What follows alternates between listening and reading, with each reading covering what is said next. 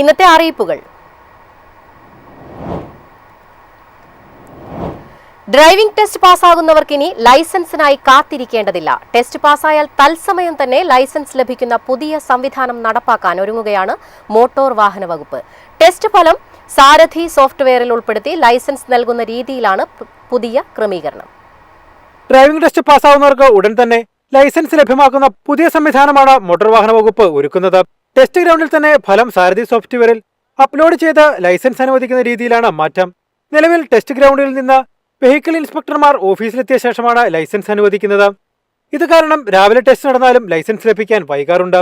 പുതിയ സംവിധാനം നിലവിൽ വന്നാൽ ടെസ്റ്റ് പാസ്സാകുന്നവർക്ക് അതേസമയം തന്നെ ഓൺലൈനായി ഡ്രൈവിംഗ് ലൈസൻസ് ഡൗൺലോഡ് ചെയ്യാനാകും. ഇതിനായി മോട്ടോർ വാഹന വകുപ്പ് ഉദ്യോഗസ്ഥർക്കായി 294 ലാപ്ടോപ്പുകൾ വാങ്ങുന്നതിന് 1.5 കോടി രൂപ സർക്കാർ അനുവദിച്ചിട്ടുണ്ട്. മുൻകാലങ്ങളിൽ ലൈസൻസ് പ്രിന്റ് ചെയ്ത് നൽകുന്നതിൽ മാസങ്ങളോളം കാലതാമസം നേരിട്ടിരുന്നു. ടെസ്റ്റ് പാസ്സായി ഏറെക്കാലം കഴിഞ്ഞാണ് ലൈസൻസ് കൈവശം ലഭിച്ചിരുന്നത്. ഈ കാലതാമസം ഒഴിവാക്കാനാണ് പിന്നീട് ഡിജിറ്റൽ ലൈസൻസ് സംവിധാനം നടപ്പാക്കിയത്. പുതിയ ക്രമീകരണത്തോടെ ഡ്രൈവിംഗ് ടെസ്റ്റ് പാസ്സാകുന്നവർക്ക് ലൈസൻസ് ലഭിക്കുന്നതിലെ എല്ലാ കാലതാമസങ്ങളും അവസാനിക്കുമെന്നാണ് പ്രതീക്ഷിക്കുന്നത്. News desk MyFin TV. സംസ്ഥാനത്തെ റേഷൻ വ്യാപാരികളുടെ വേതനം പുതുക്കി നിശ്ചയിക്കാൻ സർക്കാർ തീരുമാനിച്ചു. ഭക്ഷ്യമന്ത്രി GR അനിൽ, ധനമന്ത്രി KN ബാലഗോപാൽ എന്നിവരുടെ നേതൃത്വത്തിൽ റേഷൻ വ്യാപാരി സംഘടനാ പ്രതിനിധികളുമായി നടത്തിയ ചർച്ചയിലാണ് ചരിത്രപരമായ ഈ തീരുമാനം ഉണ്ടായത്.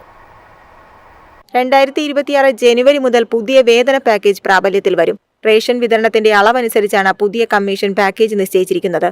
15 ക്വിന്റൽ വരെ പ്രതിമാസം 6800 രൂപയും 15 മുതൽ 45 ക്വിന്റൽ വരെ അടിസ്ഥാന കമ്മീഷൻ 9000 രൂപയുമാണ്. ഇതിനു പുറമെ വിതരണം ചെയ്യുന്ന ഓരോ അധിക ക്വിന്റലിനും 270 രൂപ വീതം ലഭിക്കും. 45 ക്വിന്റലിന് മുകളിലാണെങ്കിൽ അടിസ്ഥാന കമ്മീഷൻ 21000 രൂപയായി വർദ്ധിപ്പിച്ചു.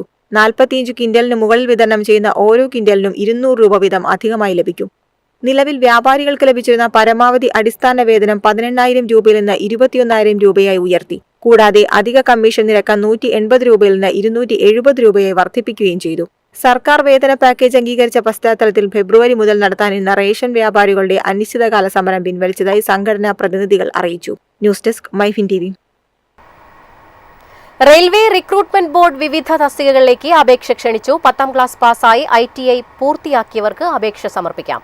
റെയിൽവേയിലെ ഗ്രൂപ്പ് D വിഭാഗത്തിൽ ഉൾപ്പെടുന്ന 11 തസ്തികകളിലാണ് ഒഴിവുകൾ റിപ്പോർട്ട് ചെയ്തിരിക്കുന്നത്. യോഗ്യതയുള്ളവർക്ക് മാർച്ച് 2 വരെ ഓൺലൈനായി അപേക്ഷ സമർപ്പിക്കാം.